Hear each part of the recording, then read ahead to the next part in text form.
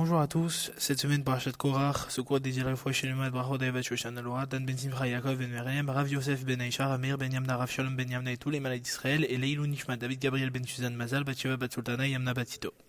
Cette semaine c'est la Parashat de Korach, et on a aussi le mérite d'avoir ce Shabbat, la Iloula du Rabbi de Lubavitch, le Gimel Tammuz, donc que chacun par la force du Rabbi et par son mérite surtout, qu'il ait des brachot, qu'il ait des brachot, qu'il ait des réponses positives à ce qu'il demande, et que tous les malades d'Israël y guérissent, que ceux qui n'ont pas encore trouvé leur mazal, ils trouvent leur mazal, et qu'il y ait beaucoup de smachot pour commencer ce Chodesh Tammuz. On va commencer par parler de la parasha de Korach. Et Korach, qui était Korach? C'était un homme de la tribu de Lévi. Qu'est-ce qu'il a fait? Très clairement dans cette parasha, il se ligue contre les choix de Dieu.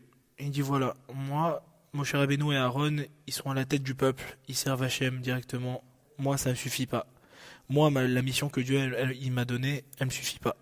Donc, il décide de faire quoi? De remettre en cause la place de Moshe Rabbeinu. Il dit, moi, je suis un homme de Lévi. Moi, je suis riche. Moi, je vaux autant que Moshe Rabbeinu. Je veux sa place. Et comme ça, il a créé une milice, on va dire, et des gens qui l'ont suivi dans son idée. Et ils sont tous morts, engloutis par la terre. Cette paracha elle est extraordinaire et d'ailleurs le Ben Ishraï il nous dit comme ça: chaque année durant la semaine de la paracha de Korach, une atmosphère de marloquette, de discorde, elle plane. Ça veut dire que dans les familles, la semaine de la paracha de Korach, il y a toujours des embrouilles.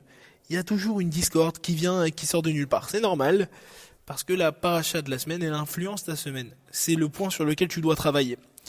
Et il te dit il faut faire attention parce que déjà la semaine d'avant, Shlach Lecha, il y a eu toute cette histoire de la Shonara avec les explorateurs, et on te dit que la paracha Shlach Lecha, elle comprend 95 versets, il y a 95 psukim. 95 c'est la valeur numérique du mot Aman, et Aman c'était un tortionnaire du peuple juif, et c'est lui qui a voulu semer la discorde entre les juifs, afin de créer leur perte. Aman et Korach, ils avaient un point commun, c'est que leurs idéologies, elles étaient basées sur le mensonge. Aman, il partait du principe que si Ahasuerus tuait les Juifs, le pays serait mieux. Et Korach, il disait que lui, son but, c'était de se rapprocher d'Hachem, alors qu'en fait, c'était une motivation personnelle. On va aborder plusieurs points dans cette paracha, mais un qui est essentiel, c'est l'importance de la femme. Dans cette paracha, on a dit que Korach, c'était l'outsider. Pourquoi c'était l'outsider? On peut le comparer à Donald Trump. Pourquoi? Parce que Donald Trump, à sa campagne, il se présente, il dit voilà, moi, je suis riche, j'ai besoin de personne. Pour me présenter, je me présente pas pour l'argent. Et Korach, il a fait un peu la même chose. Korach, c'était, si on peut décrire, on peut même pas compter les trésors de Korach tellement il était riche. Il avait tout pour lui. Et ce qui lui manquait, c'était du kavod. Et là, en fait, cette paracha vient nous apprendre. Hachem, il te donne une mission. Ne cherche pas le kavod, parce que le kavod, il va nuire, il va te nuire. Il va te conduire à ta perte. Ça, c'est la première leçon qu'il faut apprendre dans cette paracha. Deuxième chose, il y a des gens qui se sont alliés à Korach, dont un homme qui s'appelait On Ben Pellet. On Ben Pellet, c'est intéressant parce qu'on dit qu'il s'est allié à Korach, mais finalement, on voit qu'il n'est pas mort. C'est la Gemara Sanhedrin, elle nous dit, parmi ceux qu'on a recensés comme étant morts dans cette tragédie de Korach, il n'y avait pas On. Alors comment ça s'est passé? On nous raconte comme ça, dans le Talmud Sanhedrin, que la femme de On, elle a saoulé son mari. Elle lui a dit n'y va pas, n'y va pas, n'y va pas. Donc elle lui a donné à boire et il s'est écroulé dans le salon, il s'est endormi. Quand on est venu le chercher à cet homme-là pour participer à la manifestation, alors sa femme elle est sortie avec les cheveux découverts. Et à l'époque c'était un signe de nudité et c'était un signe qu'on avait des relations avec son mari. Et donc ils n'ont pas osé demander, ils sont repartis. Cette femme-là, en faisant cet acte-là, elle a sauvé son mari. Elle était très intelligente. Elle a dit à son mari, toi tu veux être Kohen Gadol, toi aussi On. Parce que c'est ça la place que recherchait Korach. Je lui ai dit, mais si Korach il veut être Kohen Gadol, lui il va être Kohen Gadol et après toi tu vas être quoi? Et en fait, quand on est aveuglé par les motivations personnelles, celle qui peut nous aider, c'est notre femme. Et donc, comment elle l'a sauvée? Alors elle l'a sauvée parce qu'elle a dissuadé, elle l'a sauvée parce qu'elle a saoulé, mais elle l'a sauvée parce qu'elle s'est découvert les cheveux. Pourquoi? Parce que la femme du Kohen Gadol, elle se devait d'être sniout au maximum, elle devait être pure et discrète.